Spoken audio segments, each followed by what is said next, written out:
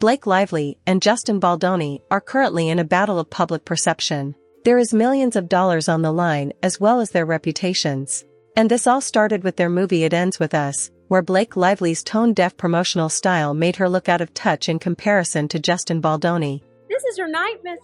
No, this isn't my night. This is a night for all the women who we made this movie for. This is a night for Blake. This is so much, and when you're touched and moved by something, like as deeply as I was by this book, it just kind of comes naturally. Yes, this is a movie about love and hope, but that we don't shy away from the issue to it, but about the why behind it. If a Lily Bloom in real life can sit in this theater and maybe make a different choice for herself than was made for her, maybe she sees herself on that screen and chooses something different for herself. That's why I made it. Somebody who's in this situation, or we read a book, or we hear a news story, the question that's always asked is, why did she stay? And that's the wrong question. Yeah. What we need to be asking ourselves is, why do men harm? Yes. And Britney's Versace dress, 2002, the butterfly dress. And this dress meant so much to me. It meant so much to me because of what she meant to me. Like, she was just somebody who represented love and beauty and youth and hard work and determination and strength. And she was in touch with her sexuality and her. She defines herself. And I think that that's deeply empowering to remind people that no one else can define you. No experience can define you. You define you. You really feel like we delivered a story that's emotional, and it's fun, and it's funny, and it's painful, and it's scary, and it's tragic, and it's inspiring. Lily Bloom is, oh, look at me in flowers, Lily Bloom. It's neoprene. They just like go deep sea diving in it. I think I put more into that movie than That's awesome. I'm going to jump into this, and Blake, I'm going to start with you to run into a celebrity in public. We only have a few moments to maybe speak with you guys, but for people who see this movie, who relate to the topics of this movie on a deeply personal level, they're really going to want to talk to you. This movie is going to affect people, and they're going to want to tell you about their lives. So if someone understands the themes of this movie, comes across you in public, and they want to really talk to you, what's the best way for them to be able to talk to you about this? How would you recommend they go about it? asking for like my address or my phone number or like my location share. Or I could just location share you, and then we could I'm just curious about social security number. I'm a Virgo, so I'm Yeah. like, are we talking logistics? Are we talking emotionally? Or darkness or sadness, that's your character. Or if you're light and levity and love and joy and hope, then that's your character. You don't often see a woman that gets to be so multifaceted, because you don't often see messy women in film. And so to be able to be a woman who's contradicting herself, but yet it makes complete sense, and seeing the messiness of the human experience, I think is a beautiful thing to see, because it makes people feel seen and not alone. Look at those shoes. I do. I work on everything he does. So his wins, his celebrations are mine, and mine are his. I mean, he's all over this. Each other, we work together so much. So the iconic rooftop scene in this movie, my husband actually wrote it. Nobody knows that, but you know. So a lot of survivors of generational trauma and domestic abuse are going to see this film. I'm curious, what is the message that you hope that they take away from it? I think that you're so much, and not to minimize it anyway, but you're so much more than just a survivor or just a victim. Well, that is a huge thing. You are a person of multitudes, and what someone has done to you doesn't define you. You define you, and what you have in you and what you're capable of and what you have done and are doing and will do is so much bigger than anything anyone else can do to you. And I think that is... that feels like it's so empowering and rooting and grounding, and I hope that people see that, because this is a story that covers domestic violence, but it's not about domestic violence, it's about this woman. People were very disappointed with the way Blake was promoting the film and felt that the serious subject matter was being put aside for an overly upbeat promotion. And this is way before Blake submitted text messages to the New York Times and before she filed a lawsuit. So now let's get into the details of her lawsuit. Blake Lively is suing Justin Baldoni for sexual harassment during the production of It Ends With Us, and I read the entire 80-page legal complaint so you don't have to. I'm ashamed to admit that when this all started coming out with the release of the film, I believed Justin Baldoni and thought that the allegations that Blake Lively were making were not true. However, after seeing the staggering amount of proof that Blake Lively has and reading through the entire complaint, I 100% believe Blake Lively Did she maybe go about promoting the film wrong? Possibly. Did she maybe inappropriately advertise her hair care and alcohol brand with a film with sensitive topics? Possibly. But are her claims true? I believe so, and the proof is in the pudding, so let's go through it. Her lawsuit is about sexual harassment and the crisis management campaign that Baldoni and his team launched against Blake Lively to harm her reputation. And honestly, the fact that so many people believed him is proof that they were very successful. So this lawsuit is against several defendants, including Justin Baldoni, his production company Wayfarer Studios, Jamie Heath, a producer of the film who is a co-owner of Wayfarer, the PR crisis manager Melissa Nathan and her company, the agency group PR LLC, Baldoni's publicist Jennifer Abel, and others. And it is for damages for sexual harassment, retaliation, failure to investigate, prevent, or remediate harassment, aiding and abetting harassment, breach of contract, intentional infliction of emotional distress, negligence, false light invasion of privacy, and interference with prospective economic advantage. Filming of It Ends With Us that started in 2023 was halted with the writer's strike in the summer of 2023. And during that time, Blake Lively and other cast and crew, quote, experienced invasive, unwelcome, unprofessional, and sexually inappropriate behavior by Justin Baldoni and Jamie Heath. And because Baldoni and Heath held all the leadership positions on the production, they, quote, answered to no one and brushed off or ignored the concerns that Blake Lively and others expressed. Baldoni also allegedly ignored well-established industry protocols in filming intimate scenes and exploited the lack of controls on set to behave inappropriately. He improvised physical intimacy scenes with no intimacy coordinator. Here are two examples of this. You can pause to read. But for example, at one point, Baldoni insisted on shooting the scene over and over again, beyond what would be required on an ordinary set. And then at one point, they were filming a scene that had no sound, and Baldoni chose to basically act out of character just as himself. At one point, making a comment, "It smells so good," but this was a scene without sound, so no words needed to be exchanged. Complaint says none of this was remotely in character or based on any dialogue in the script, and nothing needed to be said because there was no sound. And when Blake Lively later objected to this behavior, Baldoni responded, "I'm not even attracted to you."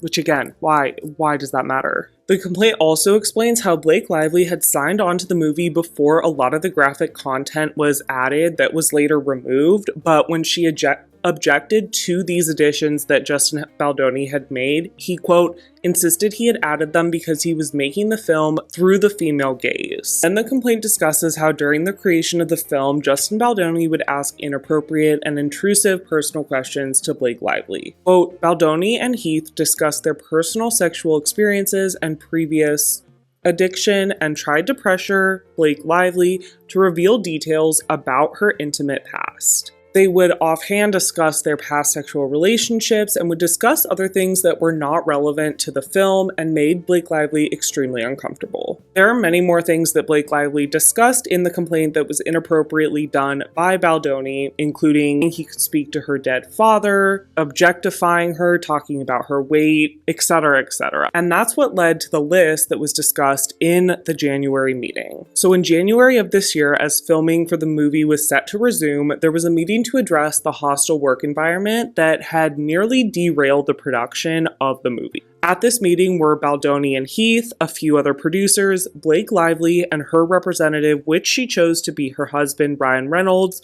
because the meeting was about repeated sexual harassment and other disturbing behavior by Baldoni and Heath. This is where that list that has been widely reported on comes in. These were all the things that were discussed at the meeting based on things that Blake Lively had experienced while filming the movie. This included, among other things, no more showing nude videos or images of women, no more jokes or disparaging comments to Blake Lively, no more mention by Baldoni of him speaking to Blake's dead father, no more touching or sexual comments by Baldoni or Heath. You can pause to read this whole list, but this is also when they discuss that an intimacy coordinator must be on set at all times, And all of this was reportedly agreed to, but again, it all came from months of a hostile environment for Blake Lively when filming the movie. So that all happened while filming the movie. Those are the allegations of sexual harassment. And then we get into the part of the lawsuit that has to do with this alleged smear campaign that Baldoni, in my opinion, did orchestrate, but allegedly orchestrated against Blake Lively. So the complaint lists out what is essentially a timeline of what Baldoni did to create this smear campaign against Blake Lively and change the narrative away from allegations of his abuse on set, turning everyone against her. I know there's a lot of people involved in this, so as a reminder, Heath is a producer and co-owner of the production company who worked on the film Wayfarer Studios.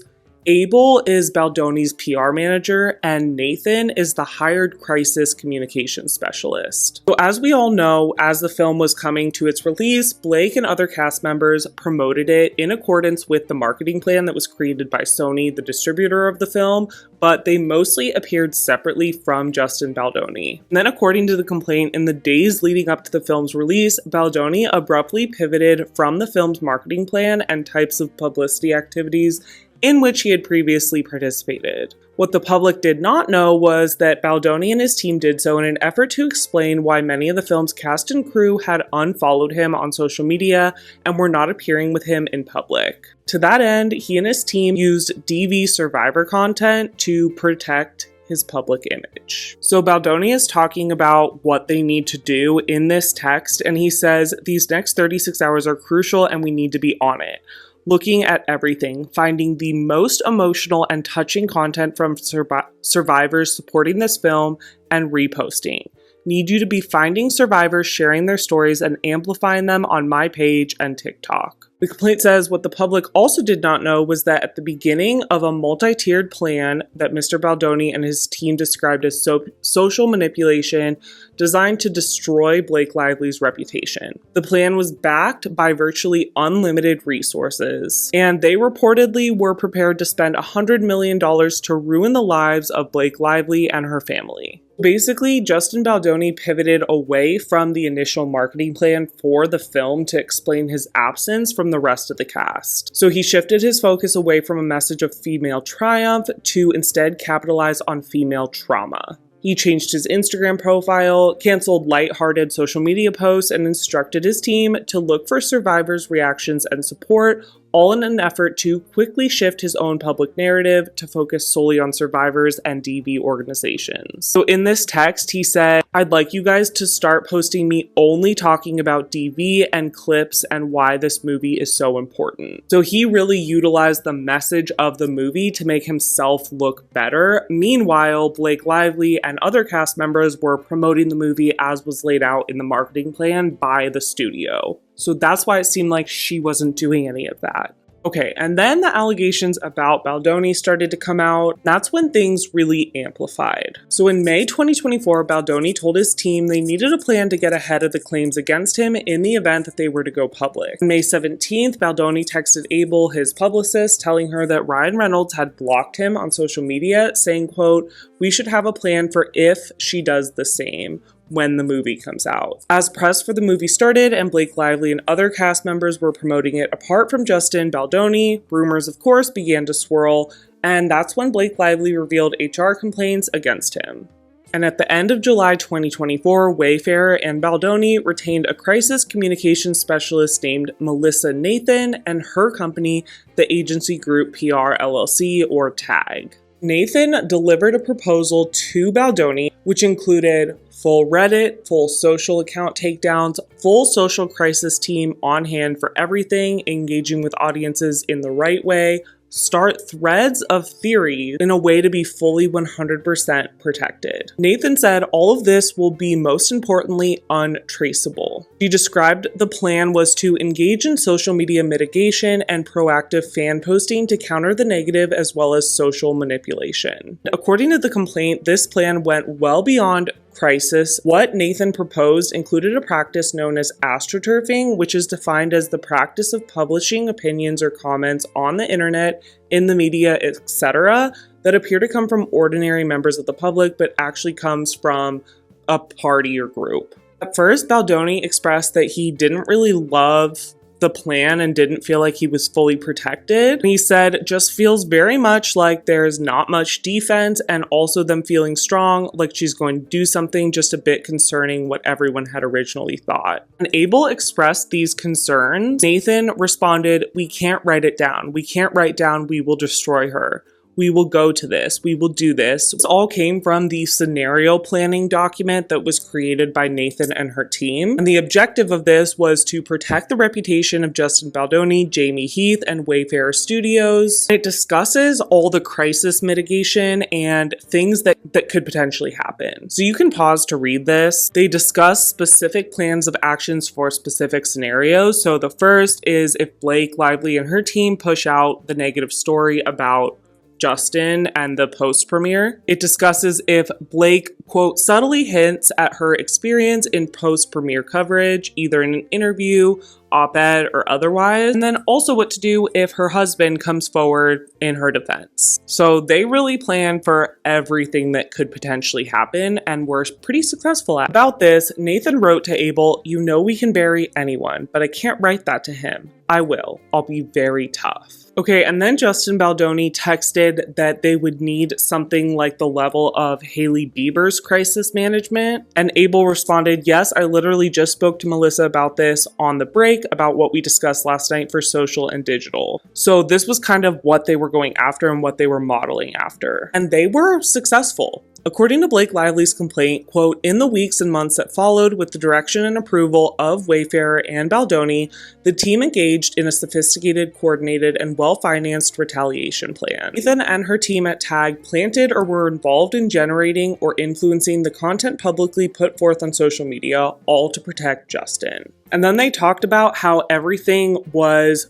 pretty much pro-Justin, saying extremely limited pickup on Daily Mail or Page 6, but it's so far been steady coverage on pure speculation. And that's when Nathan said, "The majority of socials are so pro-Justin and I don't even agree with half of them, LOL." She also said that Justin doesn't realize how lucky he is and that everything went so well. They celebrated their success, sharing this article from the Daily Mail about Blake Lively being canceled, and Jennifer saying, "You really outdid yourself with this piece." And Nathan responded, "That's why you hired me, right? I'm the best." According to the complaint, as their own words reveal, the purpose of this social manipulation plan was twofold. It aimed to both A, cancel the pattern of harassment and other misconduct by Mr. Baldoni, Mr. Heath, and Wayfarer, and B, retaliate against Ms. Lively by battering her image, harming her business, and causing her and her family severe emotional harm. Millions of people, including many reporters and influencers who saw these planted stories, social media posts, and other online content,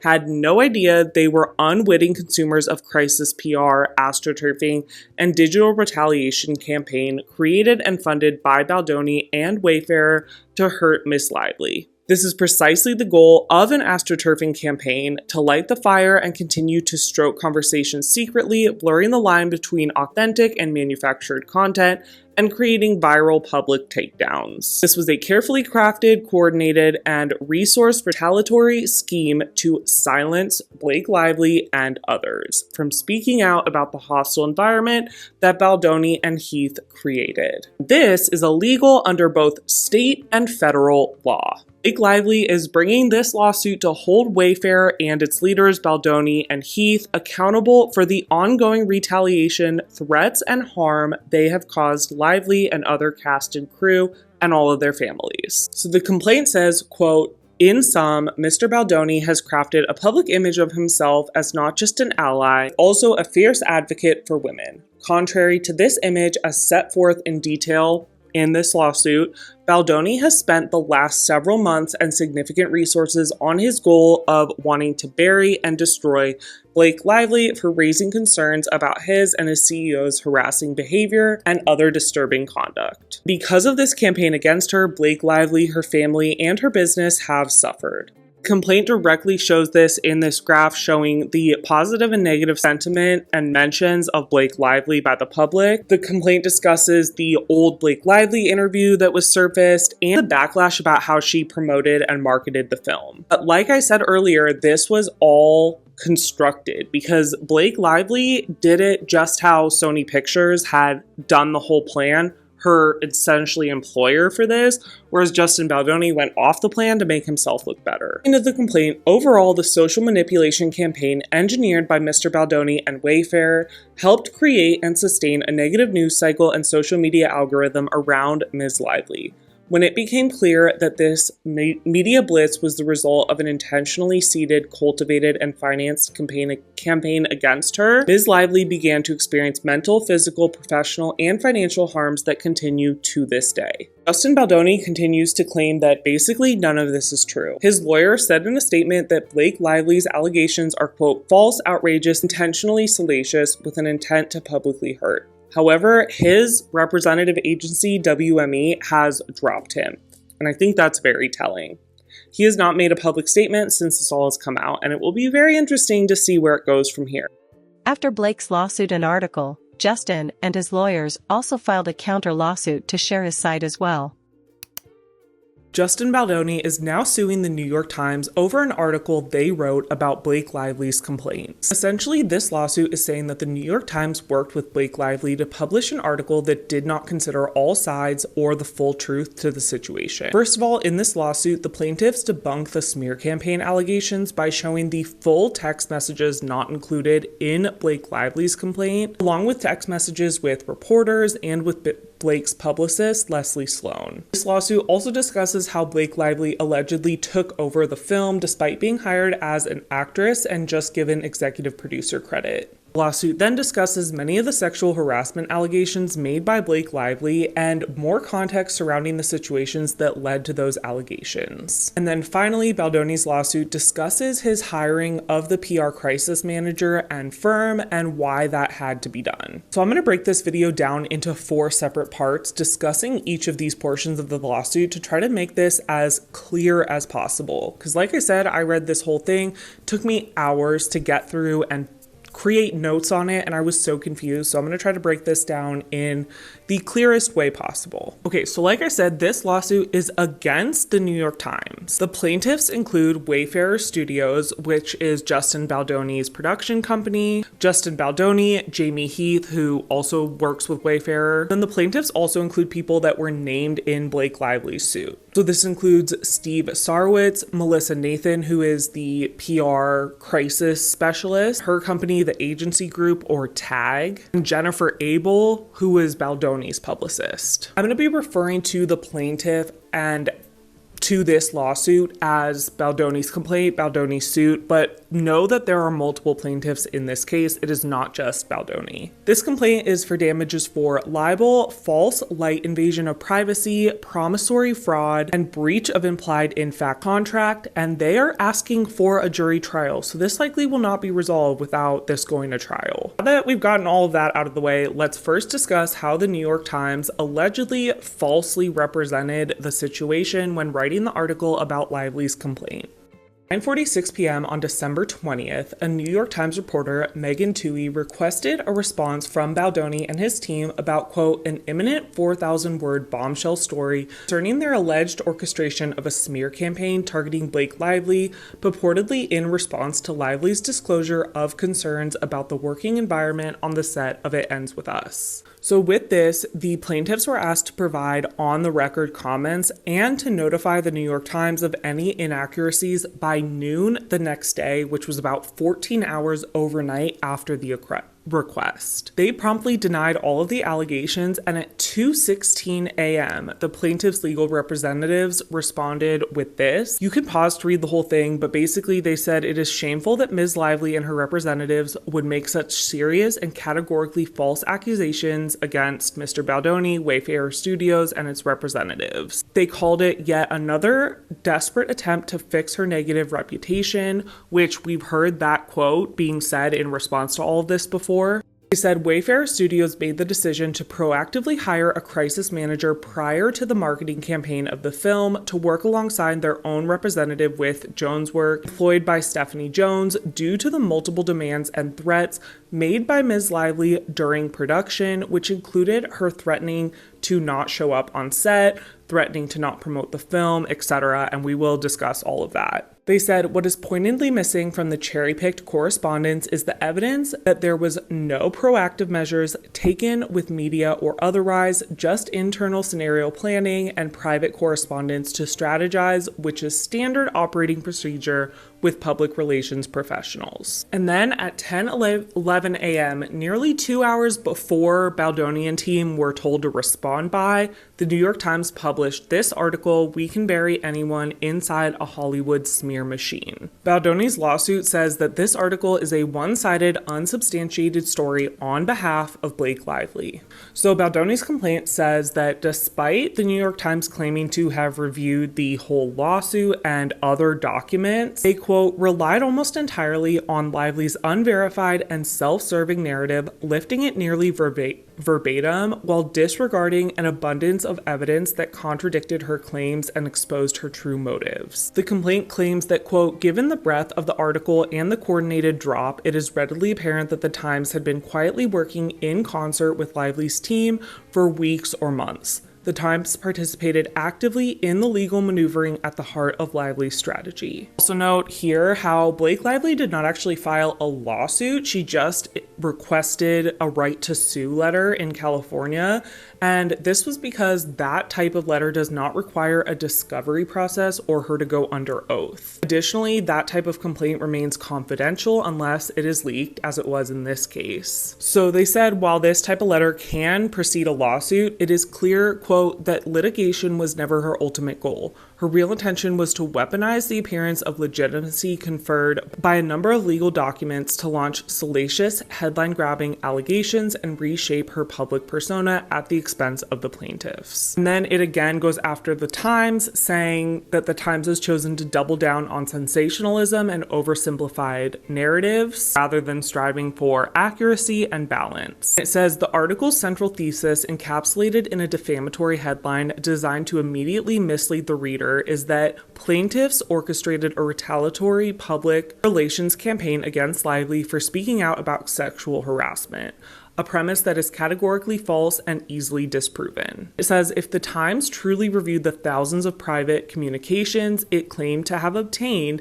its reporters would have seen incontrovertible evidence that it was Lively, not plaintiffs, who engaged in a calculated smear campaign. So they're essentially turning this back around and saying that Blake Lively was the one who did the smear campaign and that they're filing this lawsuit against the New York Times because had the New York Times actually reviewed everything like they said they had, they would have disproven all of Blake Lively's claims. Okay, so here they're discussing like potential bots in the media, and Melissa Nathan, the crisis PR manager, says we're not using bots. And Justin asks them to monitor it, saying, things I'm more worried about is that we are planting these stories, which is not true, obviously. And then Jennifer Abel points out that people are reacting to Blake Lively's own actions and previous interviews. Okay, so then they showed this text message exchange, and it shows what was not included in Blake Lively's filing. So the green parts up here is what was included, with Jennifer Abel saying you really outdid yourself with this one, and then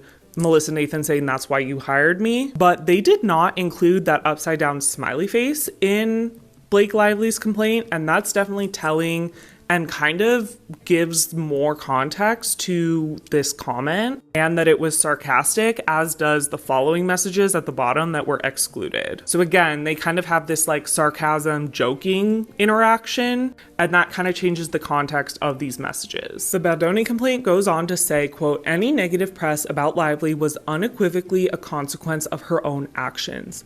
Even the Times itself acknowledged Lively's public missteps in an August 17, 2024 article titled "It Ends With Us, the Press Tour Drama Explained." So once again, we're talking about the marketing of the movie. We will get more into the marketing in the part that we talk about how Blake Lively took over the movie. But as a reminder, Blake Lively was promoting it with her new hair care line, her alcohol brand, talking about outfits and that kind of thing. Whereas Justin Baldoni seemed to be promoting it more by talking about DV and amplifying survivors' stories. So at first, when the movie was coming out, Blake Lively was receiving a lot of backlash about this. But then in Blake Lively's filing lawsuit, she said that she was just following Sony's marketing plan, whereas Justin Baldoni went off track and did something for himself to basically make himself look better because he was already looking bad and had problems with the rest of the cast. So he was doing that to make himself look better. Where Justin Baldoni and his team are talking about Blake Lively's marketing of the movie, and they're saying her actions naturally triggered organic public criticism and unleashed a cycle of negative coverage. So they're saying it wasn't them who created this negative reputation for her, it was her marketing of the movie. Where this whole marketing thing gets interesting. So the complaint says the article fails to address the fact that Baldoni was systematically sidelined from the marketing of his own film. From the very beginning, Baldoni had insisted on marketing the film with a focus on DV and its survivors, a message that was integral to the film's purpose.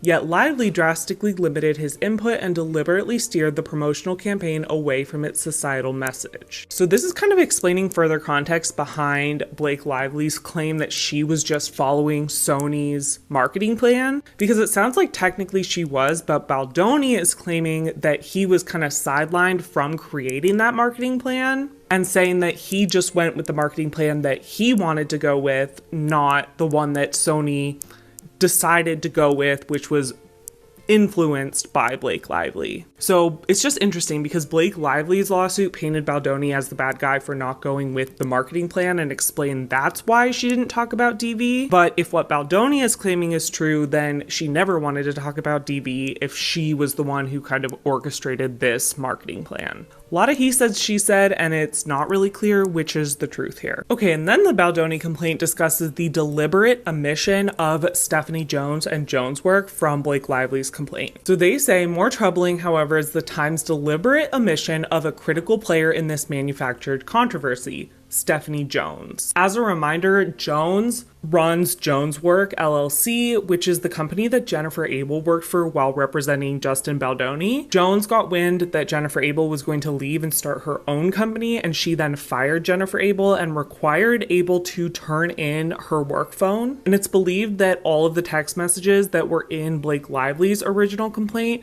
came from a subpoena of Stephanie Jones with this phone. So Baldoni's complaint says, once Baldoni's and Wayfair's trusted public relations representative, Jones not only had intimate access to the communication strategy and crisis management surrounding the film, but also played a pivotal role in leaking private communications cited in the article. Betrayal driven by a quid pro quo arrangement with Lively appears aimed at shielding herself while aligning with Lively to curry favor and secure future opportunities. Again, this is all alleged. There's no proof of this, but they're essentially saying that Jones worked with Lively to give them all this information so they could file a lawsuit and then not include Jones in the lawsuit. To sum up this portion of the lawsuit directly against the New York Times, the complaint says, though the Times admits that it had access to thousands of relevant text messages and emails, its skewed reporting makes painfully obvious that it failed to substantiate the false accusations hurled by Lively. Indeed, the objective evidence refutes any allegation that plaintiffs engaged in a smear campaign to bury Lively and destroy her reputation. Lively's wound was entirely self-inflicted. That plaintiffs retained crisis public relations to defend against Lively's unrelenting assault do not change this fact. They said, this lawsuit seeks to hold the Times accountable for its role in this defamation campaign, but plaintiffs are not done.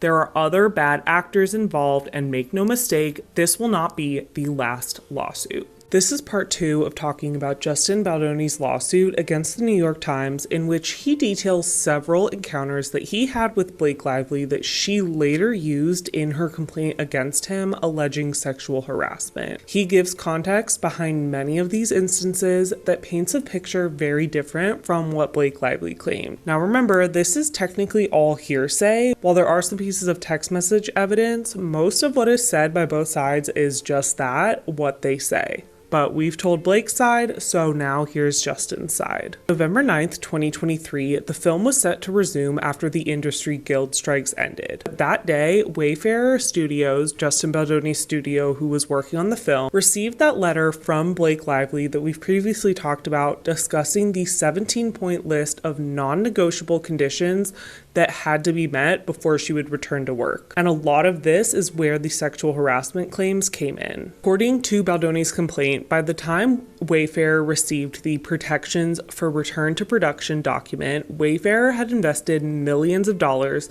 completed half the film with Lively as the lead, and incurred substantial costs in preparation to resume production immediately following the strikes. However, instead of returning to work as anticipated, they received Lively's list of demands. In the spirit of ensuring Lively felt comfortable on set, Wayfair promptly agreed to her terms despite disagreeing with the insinuations underlying them. Neither Wayfair, Heath, nor Baldoni had engaged in any of the behavior alluded to in the return to production document, nor did they plan to. They thought that was the end of it, and they were ready to move ahead and make a great film. So essentially, they didn't agree that all of what she was saying had actually happened, but they just wanted to make sure that they could finish the film on time, so they agreed to everything. The complaint alleges that the day before filming was set to resume, they were invited to Blake Lively and Ryan Reynolds' penthouse in New York City, planning to discuss the next day's filming. Instead, they were allegedly blindsided by the couple about a list of grievances. The complaint says, quote, Reynolds launched into a tirade, berating Baldoni in what Baldoni later described as a traumatic encounter, stating he had never been spoken to like that in his life. Reynolds demanded an apology to Lively for actions that were mischaracterized and demonstrably false. The complaint then goes on to discuss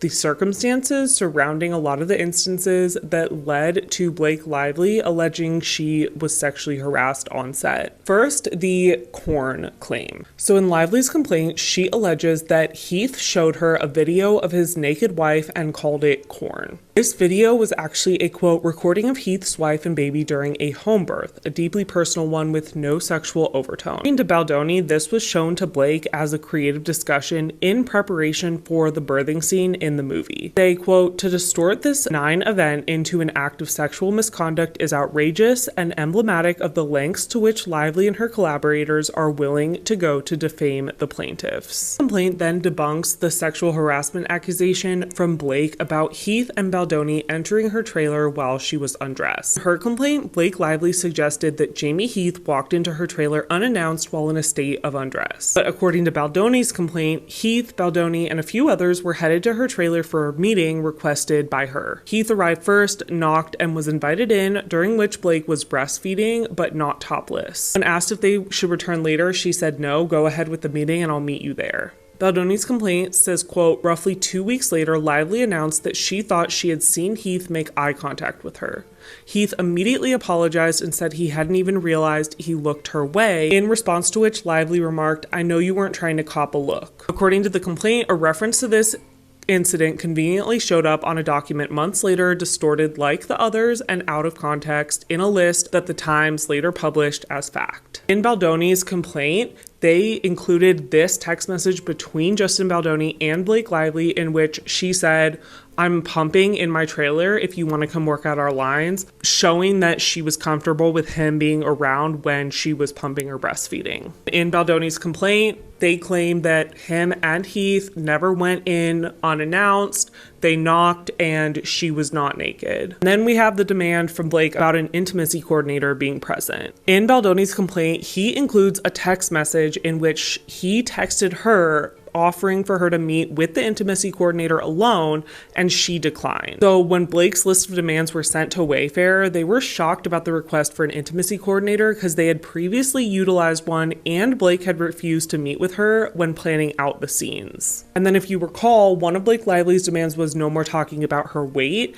This came from an incident in which Justin Baldoni allegedly asked about her weight for crucial information to ensure safety and avoid injury in a scene. He was essentially training with a trainer that Lively had recommended for a scene in which he had to lift her up, and he asked about how much Lively weighed so that he could properly be prepared for this scene. The trainer relayed this information to Blake Lively, who then informed her husband, Ryan Reynolds, and the confrontation that followed was so aggressive that Baldoni felt compelled to offer repeated apologies despite his question being entirely reasonable and made in good faith. And then following this incident, Blake reportedly refused to perform the lift scene even though it had already been rehearsed with a stunt double. And then per Blake Lively's point discussing about Heath and Baldoni discussing their sex life with her. According to Baldoni, this came from a conversation they had while meeting in Blake's penthouse to plan the sex scenes. Complaint says, as it was, the sex scenes were not written, and it was always Baldoni's intention for them to be written with input from both the intimacy coordinator and Lively, the quote female gaze that Lively distorts in her complaint. There was a suggestion from the intimacy coordinator, and Blake responded, "I'd be mortified if that happened to me," and then Baldoni kind of shared something personal about this, and then this complaint says that Lively distorts this both in the protection for return to production document and in her complaint. So Baldoni in this complaint is saying that everything was kind of discussed in the context of filming the scene, and they both discussed their personal lives during this conversation. Okay, and then Blake Lively alleged that she felt unsafe when Justin Baldoni used the word sexy to describe a wardrobe adjustment for her character, but in his complaint, he shows a text message in which she had previously used that same word to describe a wardrobe decision for her character, thus undermining the basis of her complaint. Baldoni's complaint alleges that Blake Lively used this conversation in her allegations about Justin making inappropriate comments on her appearance. But as you can see in these text messages, they were discussing that word in terms of wardrobe for the character. So even though Justin Baldoni's suit is against the New York Times in relation to the article that they wrote, this was used to discuss several of the claims that Blake Lively made and his explanation and more details surrounding those claims, specifically about the sexual harassment allegations that Blake Lively has made. So again, this is all hearsay. We don't know what side is the truth, what side isn't the truth, but it is interesting and important to see both sides of it. And in this part, we're going to talk about how he alleges Blake Lively took over the movie. Baldoni alleges that Blake, who was hired just as an actress and was going to be given executive producer credit without having to be required to do anything other than just act, ended up taking over a lot of post-production and editing of the film. Now, according to the complaint, this film was brought to fruition when Baldoni reached out to Colleen Hoover, the author of the book, with an interest in developing the book into a film through his company, Wayfarer Studios. They got all the rights and secured Blake Lively as the actress for the main character, while Justin Baldoni was going to play the male main character. But the complaint explains how Blake Lively, after being granted executive producer credit, began pushing her opinion on the film despite Wayfarer not requesting her contribution to the film beyond her performance. She also began taking control over her character's wardrobe. The complaint says, ignoring the director's vision for her character and disregarding the weeks spent by the entire team shopping and thoughtfully crafting her wardrobe in preparation for filming, Lively would send hundreds of images to the film's costume designer during all hours of the evening,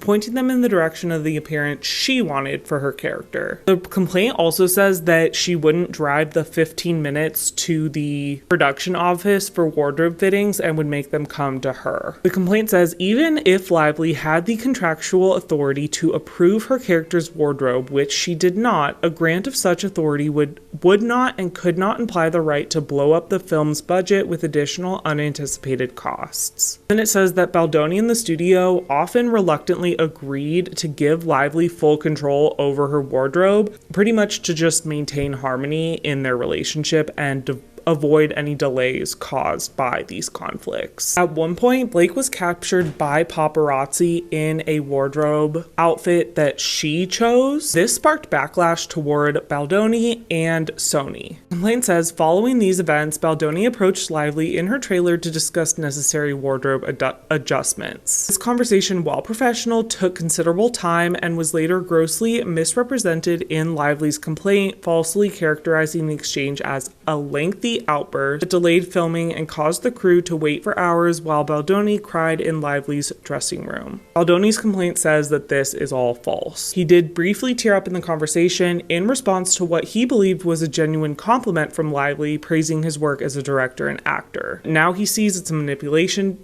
tactic likely intended to persuade him to continue allowing her unchecked control over wardrobe decisions. And then the complaint says that she then leveraged this conversation in support of her allegations of harassment. And Baldoni alleges that Lively began rewriting parts of the script. The complaint alleges that she threatened to quit the production altogether despite her contractual obligations. It says Lively gave Baldoni an ultimatum to either cast someone else or work with her in the way she works. It was her way or the highway. Recasting would be detrimental to production, sever Wayfair's relationship with Sony, and cost millions. So Baldoni alleges that Blake Lively did script revisions, extended her influence over the film to other areas, frequently challenging decisions and asserting control. Baldoni's complaint says notably absent from the Times narrative is Lively's insistence on obtaining editing privileges and demanding her own version of the film, a departure from industry standards. Now, per industry standards, Baldoni, the director of the film, had a 10-week protected period mandated by the Directors Guild of America.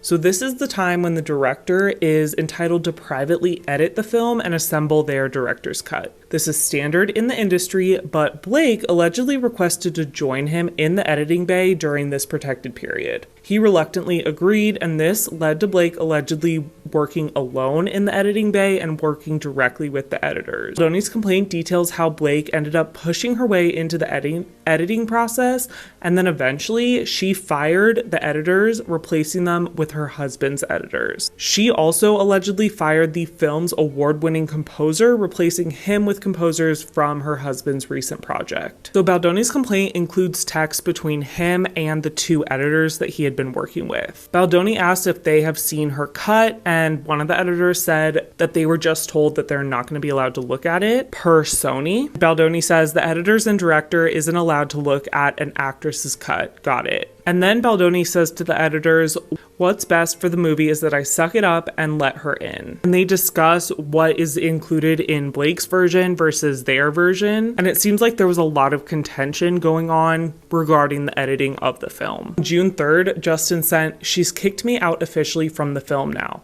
She's finishing it all. I can't be involved. Music, sound, effects, everything. I'll make it through somehow, just need to feel it all. And according to Baldoni's complaint, Wayfair and Sony found themselves in an unprecedented and uncomfortable predicament. Two competing versions of the film created by two different individuals. One who had no contractual or creative right to edit the film, being Blake Lively, and then the other being Baldoni's version. But Baldoni's complaint alleges that Blake Lively threatened to not promote the film if her cut was not the one that was released. The complaint says, unsurprisingly, despite Baldoni's cut scoring significantly higher with audiences and the film's target demographic, Lively reneged on her promise. She insisted that her cut be the version released to the public, even going so far as to claim that the author of the book would also refuse to promote the film if Lively's version was not chosen. And then it says, under immense pressure, Sony and Wayfair once again conceded. So it sounds like the version that we got was Blake Lively's cut, not Justin Baldoni's cut. And the complaint says, under the continued threat that in spite of her contractual obligations, Lively would not promote the film or approve marketing materials, Wayfair agreed at Sony's behest to give Lively a producer credit. But then she said she wanted a PGA mark designation licensed by the Producers Guild of America. And this is very coveted and means that this person did a lot more than just contribute slightly to the film. Complaint alleges that Lively demanded Baldoni, Heath, and other producers and department heads send letters to the PGA in support of her certification for the PGA mark. They did not believe that she deserved this credit, but allegedly Blake continued to threaten that she wouldn't promote the film, wouldn't approve marketing materials, so eventually they sent letters to the PGA requesting her to get this credit. But apparently Lively, quote, instructed Sony to tell Wayfair and Baldoni that any goodwill left between us is done after they refused to send this letter. The complaint then goes on to say, quote, Lively systematically excluded Baldoni from all marketing and promotional efforts with her and the cast for the film. He was not invited to any cast promotional events, cast screenings, premieres, photo shoots, or other cast campaign. Baldoni was marginalized from the marketing process and left in the dark about the purported marketing plan allegedly created by Lively and Sony, which was later referenced in Lively's complaint as agreed to by all. So as we discussed in part 1, the marketing of the film is a big source of contention. A lot of people gave a lot of backlash to Blake Lively for promoting the film as a fun rom-com to watch with your besties, and it has some very heavy topics. So used the film to promote her hair care and alcohol brands. Meanwhile, Justin Baldoni was amplifying survivor stories and discussing DV, one of the main topics of the film. First, Blake Lively received a lot of backlash. So in her complaint that she filed, she purported that she was just following Sony's marketing plan and that Justin Baldoni was the one that went off course. However, now in Baldoni's complaint, he claims that he was nixed from the marketing plan planning process and that he always wanted to promote the film with discussing DV and amplifying survivor stories,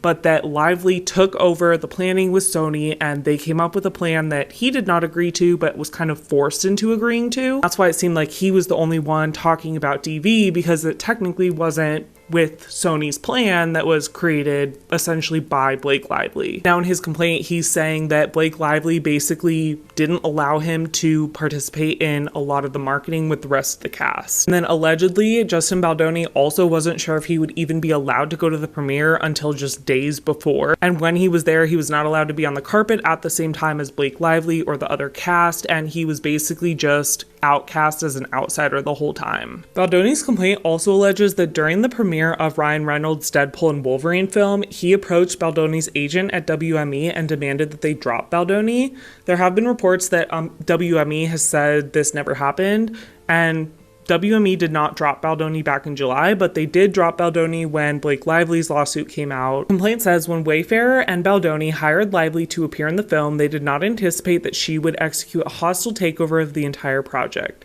Lively's cynical abuse of SA allegations to assert unilateral control over every aspect of the production was both strategic and manipulative. Simultaneously, her public image suffered as a result of a series of high-profile blunders, which she tried to deflect by blaming plaintiffs for the public's prying interest into an A-list celebrity. This is nothing but an excuse. Then they say, alongside the Times, she orchestrated a malicious attack on the reputation, careers, and personal lives of plaintiffs, subjecting them to public humiliation, threats, and vitriol. And then once again, as I mentioned before, it says, this lawsuit seeks to hold the Times accountable for its role in this defamation campaign, but plaintiffs are not done. There are other bad actors involved, and make no mistake, this will not be the last lawsuit. So Baldoni is claiming that Lively took over so many aspects of the film, from wardrobe to rewriting lines to the marketing and promotion to the premiere. This is the final part of going through the Justin Baldoni lawsuit against the New York Times, and in this part, we're going to talk about how Baldoni was forced to hire a crisis PR team to combat what was described as the negative press push from Blake Lively. So the complaint alleges, quote, in direct response to Lively's oppressive tactics as described in the whole complaint, Wayfarer and Baldoni retained Melissa Nathan and her company as a protective measure ahead of the film's premiere. Now, as a reminder, in Blake Lively's complaint, they claim that Baldoni and his team hired Nathan and Tag to essentially create a smear campaign against Blake Lively because Baldoni was the one who was starting to get negative press, and they wanted to flip the script and push the negative press on Blake Lively. Baldoni's complaint says, though as a standard industry practice, Tag prepared for worst case scenarios based on Lively and Reynolds' prior behavior, no aggressive tactics like astroturfing, as is alleged in Blake Lively's complaint, were ever employed. Tag maintained this defensive position throughout its engagement, verifying facts and correcting misinformation without retaliation, a strategy endorsed by Baldoni and Wayfarer in an effort to reprioritize the film's significant social message. So essentially, Baldoni and his team are saying that they hired Melissa Nathan and Tag as a defensive measure, not to have any aggressive tactics, create a smear campaign, do any astroturfing, and to essentially defend against the negative press from Blake Lively and to refocus the press, the information that was going out to the media on the film's important social topics, DB. Now, Baldoni's complaint alleges that Leslie Sloan, Blake Lively's publicist, is the one who launched the negative press push against Justin Baldoni. The complaint says that as early as August, Tag was made aware of Sloan planting an unfavorable, false, and defamatory story about Baldoni to Page 6, and that she then proceeded to feed false stories to the Daily Mail and the New York Post. Sloan would also put a false story alleging that there were multiple HR complaints during production. This, in addition to Sloan weaponizing Baldoni and Wayfair hiring Tag and Nathan. In these text messages in the complaints, they're discussing bots and the stories that have been placed. Melissa Nathan says they are doing this to themselves and it's really obvious. Justin Baldoni says things I'm more worried about is that we are planting these stories, which is not true, obviously. And then Jennifer Abel discusses everything that was being shared in the public, saying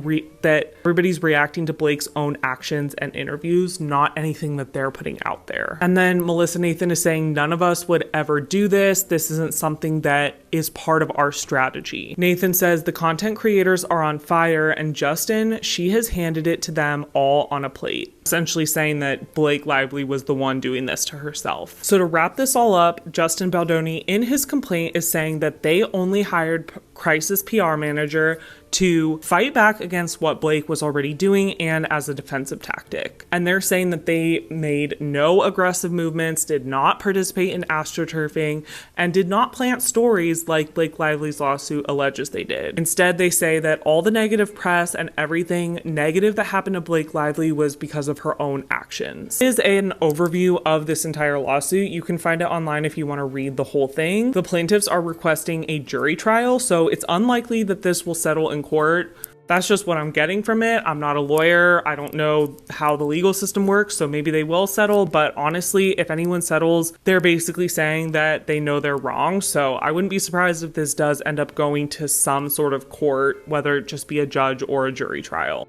Okay, that was definitely a lot of information to take in. But this is just the recap of the lawsuits. And this is a developing story with new information coming out every day at this point. So I will continue to give you more updates in future videos, so subscribe and put on the post notifications to be alerted on a new video.